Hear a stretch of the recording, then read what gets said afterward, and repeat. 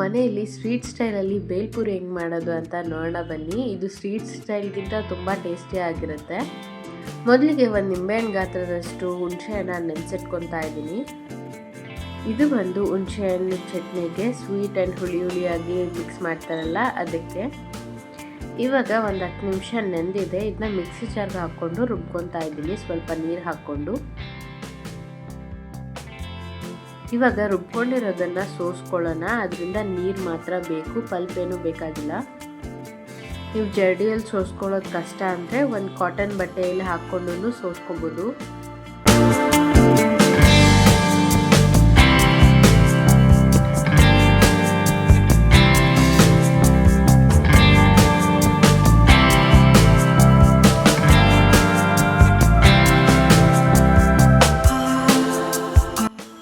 ಇವಾಗ ಈ ನೀರನ್ನ ನಾವು ಒಂದು ಬಾಣಲಿಗೆ ಹಾಕ್ಕೊಂಡು ಕುದಿಸ್ಕೊಳ್ಳೋಣ. ಇದಕ್ಕೆ 1.5 ಸ್ಪೂನ್ ಬೆಲ್ಲ ಹಾಕ್ಕೊತಾ ಇದ್ದೀನಿ. ಈ ಹುಣಸೆಹಣ್ಣು ಫ್ಲೇವರು, ಬೆಲ್ಲದ ಸ್ವೀಟು ಎಲ್ಲ ಟ್ಯಾಂಗಿ ಫ್ಲೇವರ್ ಎಷ್ಟು ಚೆನ್ನಾಗಿರುತ್ತೆ. ಇದನ್ನ ನಾವು ಒಂದ್ಸರಿ ಮನೇಲಿ ಮಾಡಿಟ್ಕೊಂಡ್ರೆ ಯಾವುದೇ ಚಾಟ್ಸ್ಗಾದರೂ ಯೂಸ್ ಮಾಡ್ಕೋಬೋದು ಮನೆಯಲ್ಲಿ. ಬೆಲ್ಲ ಎಲ್ಲ ಪೂರ್ತಿಯಾಗಿ ಕರಗಬೇಕು, ಅಲ್ಲಿವರೆಗೂ ಚೆನ್ನಾಗಿ ಕುದಿಸ್ಕೊಳ್ಳಿ. ನೋಡಿ, ಇವಾಗ ಬೆಲ್ಲ ಎಲ್ಲ ಕರಗಿ ಸ್ವಲ್ಪ ಗಟ್ಟಿ ಆಗ್ತಾ ಬಂದಿದೆ.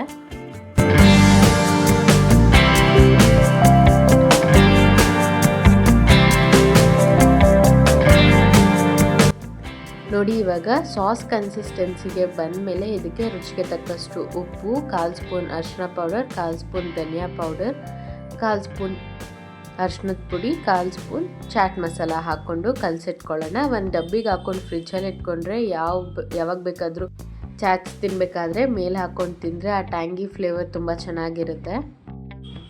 ಇವಾಗ ಸ್ಟವ್ ಆಫ್ ಮಾಡಿಕೊಂಡು ಎತ್ತಿಟ್ಕೊತಾ ಇದ್ದೀನಿ. ಇವಾಗ ಗ್ರೀನ್ ಚಟ್ನಿ ಮಾಡ್ಕೊಳ್ಳೋಣ.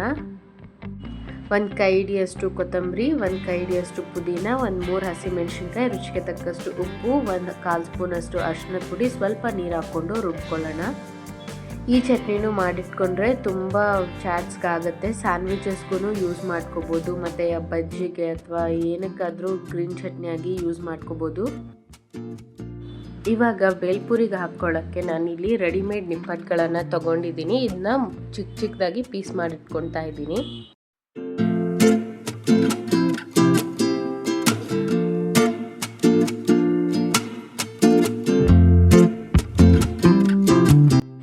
ಬೇಲ್ಪುರಿಗೆ ಸರಿಯಾದ ಕಡಲೆಪುರಿ ಯಾವ ಥರ ತೊಗೊಬೇಕು ಅಂದರೆ ಈ ಥರ ಪ್ರೆಸ್ ಮಾಡಿ ನೋಡಿದ್ರೆ ಫುಲ್ ಪುಡಿ ಆಗಬೇಕು, ಆ ಥರ.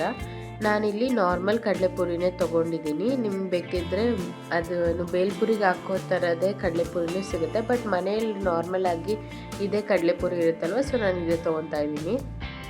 ಇವಾಗ ಒಂದು ಪಾತ್ರೆಗೆ ಸಣ್ಣದಾಗಿ ಹೆಚ್ಚಿಟ್ಕೊಂಡಿರೋ 2 ಈರುಳ್ಳಿ, ಒಂದು ಸ್ವಲ್ಪ ಕೊತ್ತಂಬರಿ, ಸಣ್ಣದಾಗಿ ಹೆಚ್ಚಿಟ್ಕೊಂಡಿರೋ 1 ಟೊಮೆಟೊ ಹಾಕ್ಕೊತಾ ಇದ್ದೀನಿ. ಇದಕ್ಕೆ ರುಚಿಗೆ ತಕ್ಕಷ್ಟು ಉಪ್ಪು, 1/4 ಸ್ಪೂನ್ ಖಾರದ ಪುಡಿ ನೋಡ್ಕೊಂಡು ಹಾಕ್ಕೊಳ್ಳಿ, 1/2 ಸ್ಪೂನ್ ಗರಂ ಮಸಾಲ, ಒಂದು ಸ್ವಲ್ಪ ಚಾಟ್ ಮಸಾಲ. ಇದಕ್ಕಿನ್ನೊಂದು ಸ್ವಲ್ಪ ಫ್ಲೇವರ್ ಕೊಡೋದಕ್ಕೆ ಡ್ರೈ ಮ್ಯಾಂಗೋ ಪೌಡರ್ ಚಿಟಿಕೆ ಅಷ್ಟು ಹಾಕ್ಕೊಂಡು 1 ಸ್ಪೂನಷ್ಟು ಎಣ್ಣೆ ಹಾಕ್ಕೊತಾ ಇದ್ದೀನಿ. ಇದನ್ನು ಮೊದಲು ಚೆನ್ನಾಗಿ ಕಲಿಸ್ಕೊಳ್ಳಿ. ಆ ತರಕಾರಿಗೆ ಚೆನ್ನಾಗಿ ಮಸಾಲ ಎಲ್ಲ ಅಂಟ್ಕೊಳ್ಳಿ. ಲಾಸ್ಟಿಗೆ ಒಂದು ಸ್ವಲ್ಪ ಅರಿಶಿನ ಪುಡಿ ಹಾಕ್ಕೊಂಡು ಕಲಿಸ್ಕೊತಾ ಇದ್ದೀನಿ.